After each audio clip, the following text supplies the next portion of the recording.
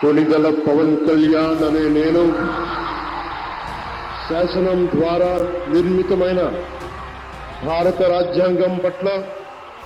నిజమైన విశ్వాసం, విధేయత చూపుతానని, భారతదేశ సార్వభౌమాధికారాన్ని, సమగ్రతని కాపాడుతానని ఆంధ్రప్రదేశ్ రాష్ట్ర మంత్రిగా నా కర్తవ్యాలను శ్రద్ధతో, అంతఃకరణ శుద్ధితో నిర్వహిస్తానని, భయం గాని, పక్షపాతం గాని, రాగద్వేషాలు గాని లేకుండా రాజ్యాంగాన్ని, శాసనాలని అనుసరించి ప్రజలందరికీ న్యాయం చేకూరుస్తానని దైవ సాక్షిగా ప్రమాణం చేస్తున్నాను. నేను